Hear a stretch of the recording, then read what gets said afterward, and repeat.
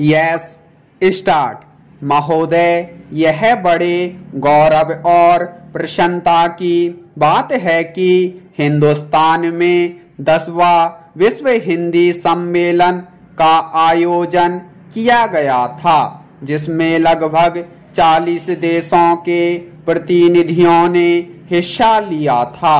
मैं इस संबंध में कहना चाहता हूं कि इन प्रतिनिधियों में से कई प्रतिनिधि तो उन देशों से इतर के थे जहां पर हिंदी बोली और समझी जाती है।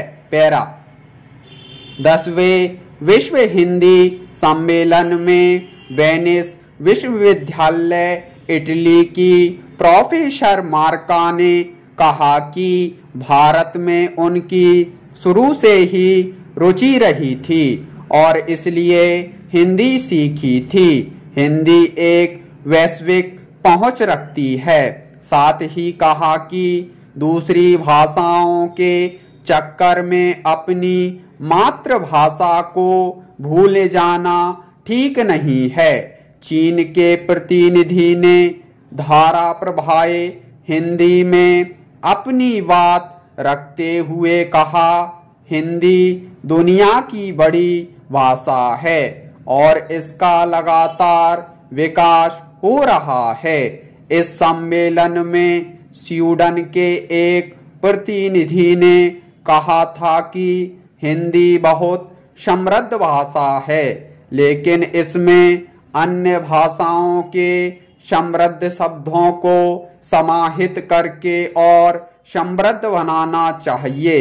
इस सम्मेलन में पोलैंड वार्सा विश्वविद्यालय के एक प्रोफेसर ने प्रधानमंत्री द्वारा कही गई बातों को दोहराते हुए अपनी सहमति व्यक्त की थी कि हिंदी भाषा के अंदर दूसरी भाषाओं के उपयोगी शब्दों को समाहित करना चाहिए। एक प्रतिनिधि ने कहा कि मैं महात्मा गांधी के विचारों से प्रेरित होती रही हूँ, इसलिए उनको जानने के लिए उन्होंने हिंदी सीखी। आजकल हमारे यहाँ हिंदी और हिंदी की फिल्में बहुत लोकप्रिय हो रही हैं।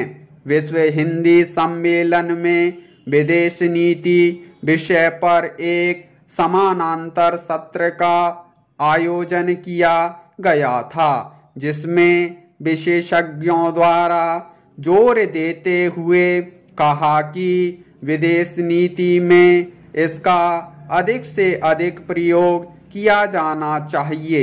एक वरिष्ठ पत्रकार ने प्रशंसा करते हुए कहा था कि विदेश मंत्रालय में बीते 1 वर्ष से हिंदी का प्रयोग काफी बढ़ रहा है। अब विदेश मंत्रालय में मौलिक हिंदी का लेखन होने लगा है।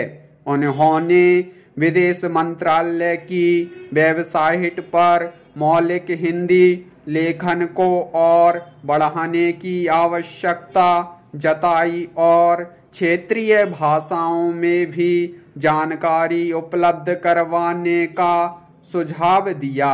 उन्होंने यह भी कहा कि प्रधानमंत्री और विदेश मंत्री हिंदी में बोल रहे हैं, लेकिन विदेश मंत्रालय के अधिकारी आज भी अंग्रेजी ज़्यादा बोलते हैं।